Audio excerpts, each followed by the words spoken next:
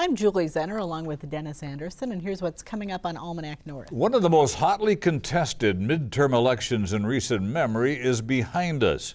Tonight, analysis of the results and what to expect from a new crop of elected leaders. We'll begin a special series of video reports on what it's like to be deployed. It's our first video letter home from Afghanistan. And we'll have the week's business news from Business North. It's all coming up next on Almanac North.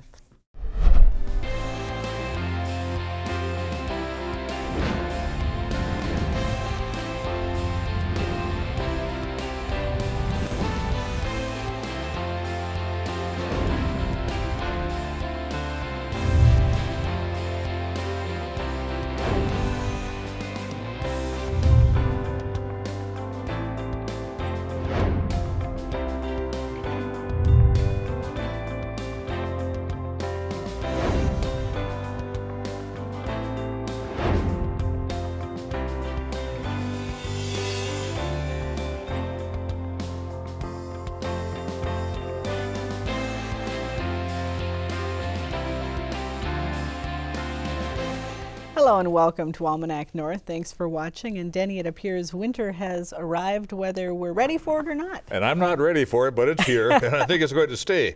I think it is too, and we have an interesting show tonight, so let's get started. All right, we certainly do. Thank you very much, Julie. Welcome, everyone. By now, most of you know the results of this week's election. On the national level, Democrats flipped control of the U.S. House, even as Republican Pete Stauber won the 8th Congressional District here.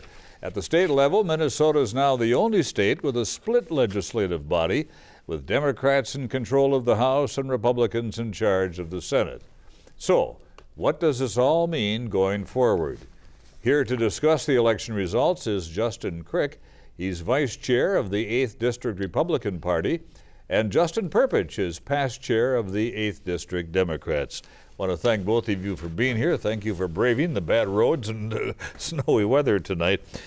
Justin, let's start with you. You're a Republican. This was a big win for Pete Stauber in the congressional race.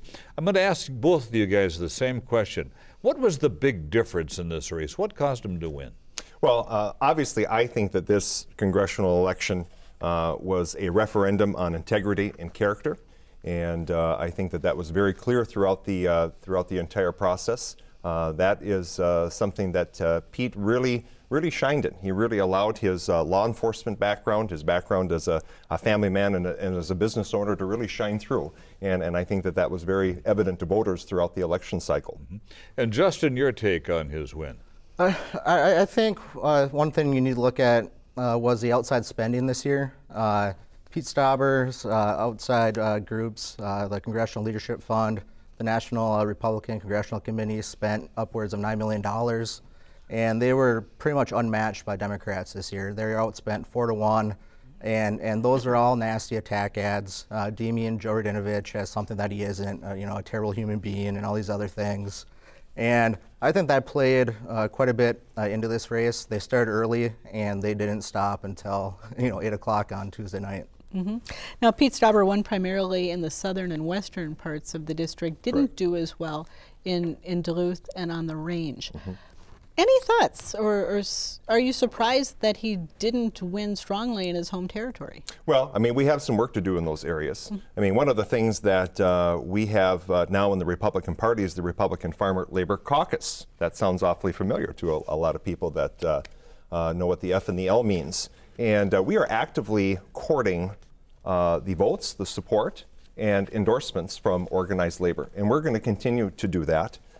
Granted, our House seats, most of them that we occupy, and our Senate seats are down in those areas that you just described. Mm-hmm. And the interesting thing about the state House races in the 8th Congressional District is that there is not a single Republican that lost in the 8th Congressional District that night. And so that was a big deal. I mean, we have a 2-to-1 margin on House seats compared to the DFL in the 8th Congressional District. We have a 2-to-1 margin on Senate seats as well. And so, Pete did very well in this particular campaign. And I want to touch on something that Justin mentioned a little bit earlier. One of the things that I think was a Waterloo moment in this election was the Radinovich campaign choosing to run an attack ad on Pete's position on health care, which was to falsify his position on health care and to say that he was against health care for people with pre-existing conditions. And when I saw that ad, I was reminded of the 2010 Malaysia ad that the Oberstar campaign ran against Chip Krych.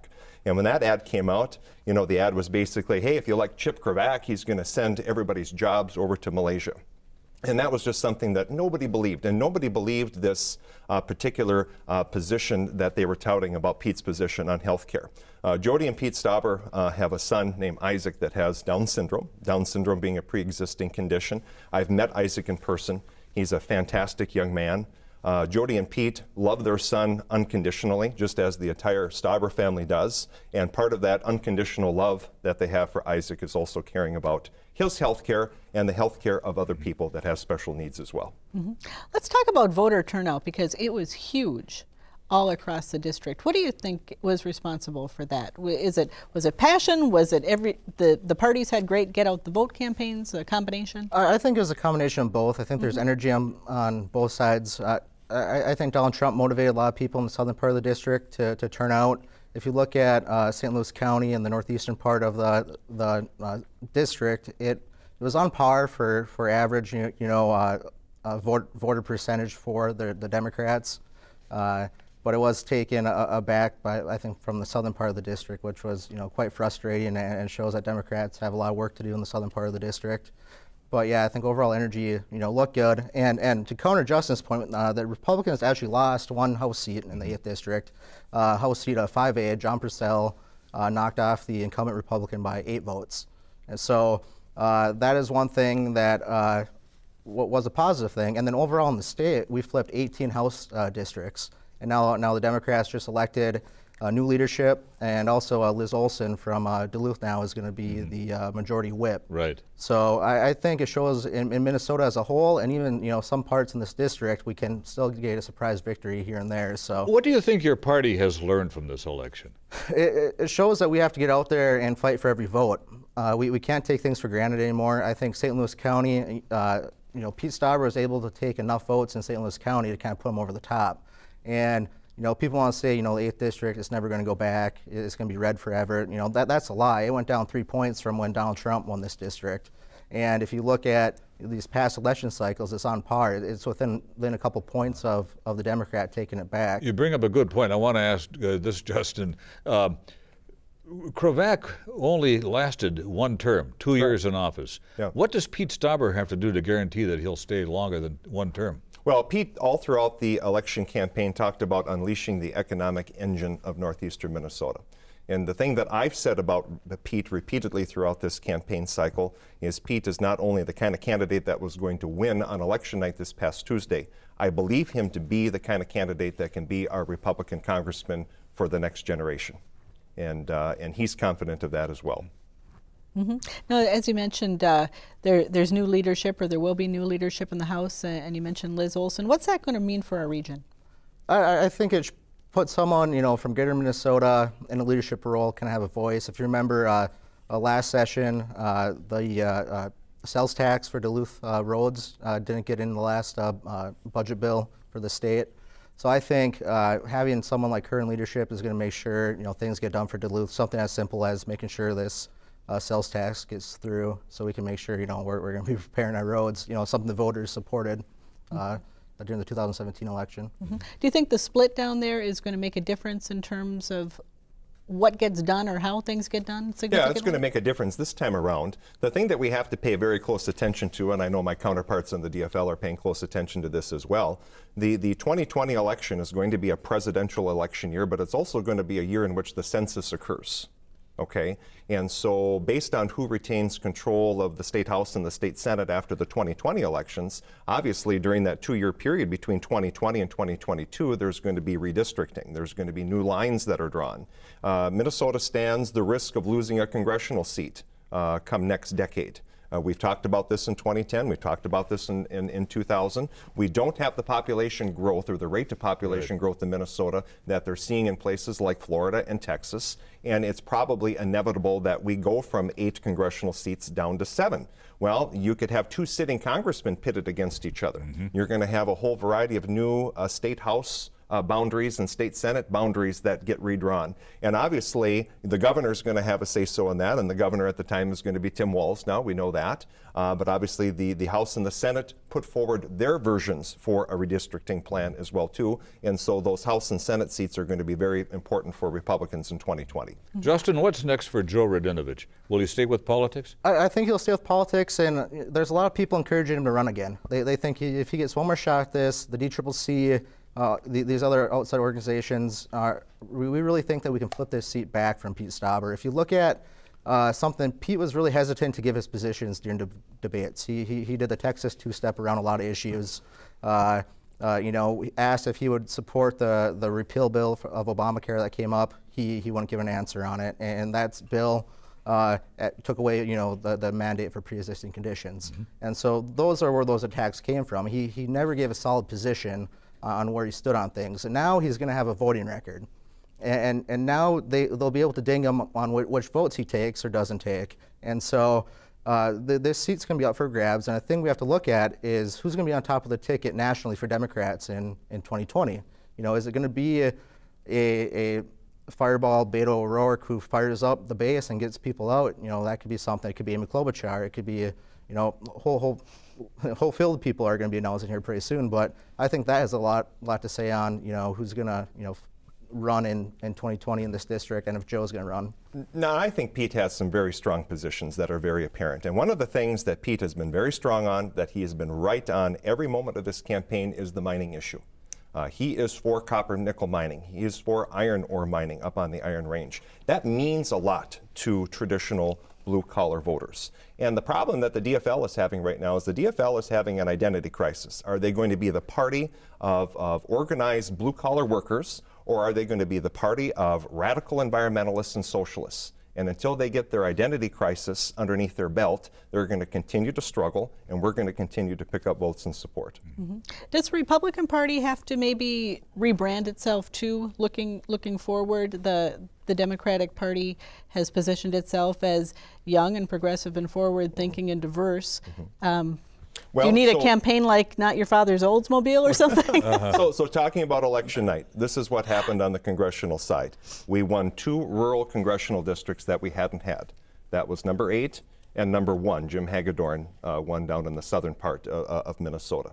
We lost in 2 suburban districts. We lost in districts 2 and 3, Jason Lewis and Eric Paulson. Okay, so we've got some problems in the suburbs that we have to work on. And obviously, you know, one of the things that we have to continue to do, which we have been doing very aggressively over the last 4 to 6 years, is we have to continue engaging in our minority voter outreach. And I mean, we have a strong population of Somalis and other East Africans, people from Ethiopia and Kenya. We have a large Hmong population in Minnesota.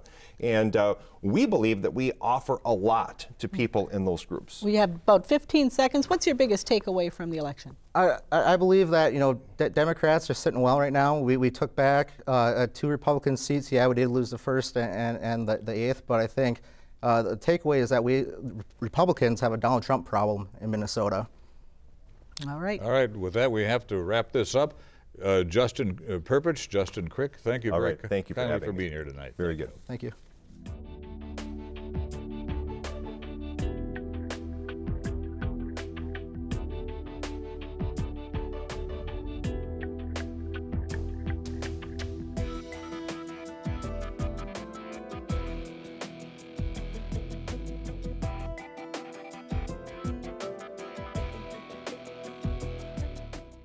Tens of thousands of men and women serve our country part-time in the various branches of the armed services. Many thousands of them have been deployed to active duty status in various locations around the world.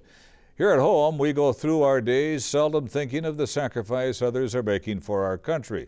So this week, we begin a series of video letters home from former Minnesota State Senator Roger Reinert, who is currently deployed in Kabul, Afghanistan. Reinert is a lieutenant commander in the U.S. Navy Reserves, serving as Director of Public Affairs and Strategic Communication for the Combined Security Transition Command in Afghanistan. He sent us this video letter home direct from his base in Kabul.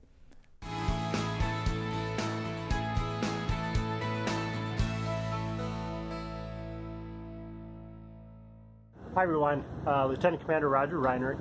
As you can tell by the background, not in Duluth, I am in Kabul, Afghanistan, and that's where I'm sending you this video letter home from. So I'm a Navy reservist. I'm currently on active duty orders for a total of 365 days. 270 of those, or 9 months, will be spent here in Kabul. My job here is the Director of Public Affairs and Strategic Communication for an organization called CSTCA, or Combined Security Transition Command Afghanistan. Our primary role is the training and support of the Afghan National Defense Forces. That includes the ANA, the Afghan National Army, and the ANP, the Afghan National Police.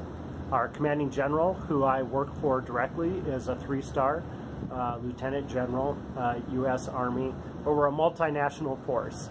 So this is a NATO mission, resolute support, but includes a total of 41 countries. Many of those are represented in our organization, and many of those I can see on the base that I'm at.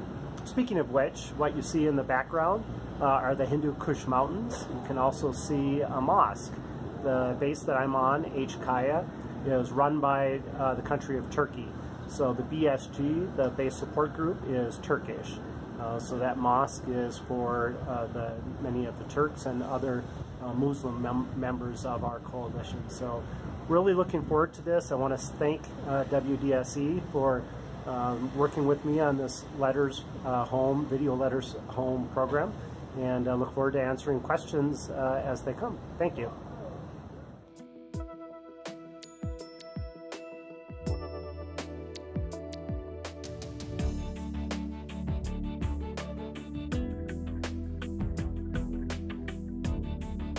It's been a while since we've featured a musician on Almanac North, so we're in for a treat tonight. Duluth-based musician, singer, and disability advocate Gaelynn Lee has been performing around the country since she won the National Public Radio Tiny Desk Concert. This week she was featured on our special broadcast End in Mind, hosted by Kathy Wurzer. Here's a song she performed from her latest CD, Learning How to Stay.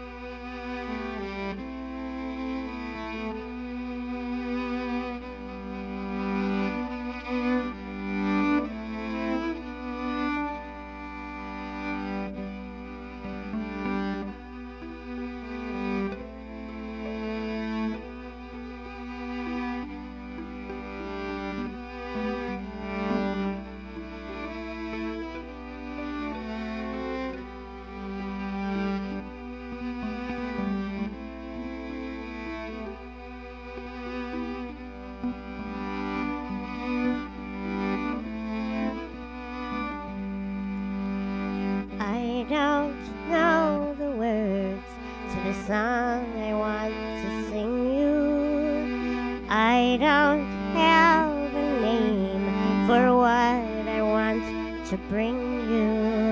And I don't understand what you've seen or all that you have done. But if I could bring you peace today, my battle would be won.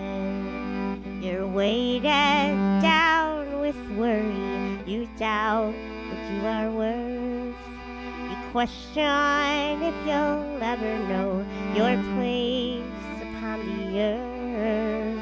But if you saw what I see, this perfect person standing next to me, if you could kindly let yourself be, your battle would be won. We don't know the outcomes, how this story will unfold. We only have a moment, and it is not ours to hold. A place to fall, a time to land. We grow by grace and a tender hand. The beauty of this hidden plan is our battle has been won.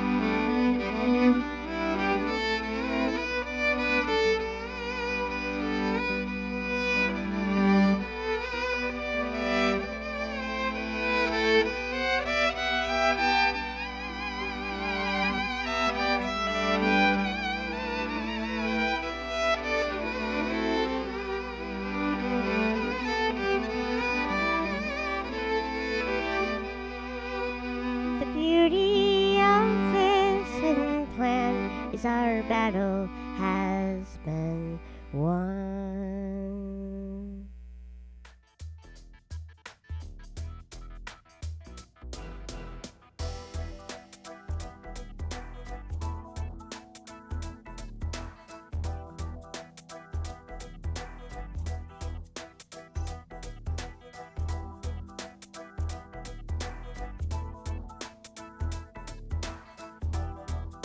It's time now for the business news from the editors at Business North. At a time when small-town newspapers are closing, a new locally owned newspaper has been launched to serve Cloquet and northern Carleton County. The Pine Knot News was created as an alternative to the weekly Pine Journal owned by Fargo-based Forum Communications. The Pine Knot's editor is Jana Peterson, the Pine Journal's former newsroom chief. The launch follows Forum's decision to publish its weekly without a Cloquet office. Other partners in the new venture include local business owner and attorney Pete Radosevich and Moose Lake Star Gazette owner Tim Franklin. Scotty Sandstrom, director of the Bayfield County Economic Development Corporation since 2011, is retiring at the end of the year. During his tenure, he spearheaded development of the Bayfield County Business Park just west of Ashland. The park added natural gas, fiber optics, and enhanced electrical service and built a road to serve new businesses. He also was active in getting Bayfield County certified as a telecommuter forward area, the first in the nation. Cole Rabska has been selected to succeed Sandstrom. The Armory Arts and Music Center here in Duluth has announced the beginning of a floor stabilization project in the old drill hall. The $1.5 million investment will improve thousands of square feet of concrete that has been compromised by decades of water and salt leakage. Developers say the concrete project represents their last major hurdle in the effort to restore the historic Duluth Armory. Work including roof patching, tuck pointing, fixing windows, and cleanup has already been completed. For more on these and other stories, visit businessnorth.com. If you have a comment on our show, now is the time to call. Dial 218-788-2849 to leave a message or send an email to Almanac North at wdse.org and visit the WDSE website for the latest program updates, news and information about special events here at the station. And Denny, I don't think I'm ready for snow yet, but I was outside in the parking lot a little bit ago and it's coming down. Still coming down. Well, I've been outside for a few hours. I haven't looked. Well, I've got all of my shovels lined up. I do too. And my husband. You don't have that. I like it. No, I don't. You're ahead of me. And that snow, it did create a snafu on tonight's show. Yeah. Musician Luke LeBlanc was stuck in a traffic jam near Hinckley and could not make it here in time. But we do hope to have him back another time, and so sorry for any of you who tuned in to watch him tonight. Right. Like we said, we'd like to have him back at some point. And for Denny and the crew here at Almanac North, I'm Julie Zenner. Have a great weekend. We'll see you next time.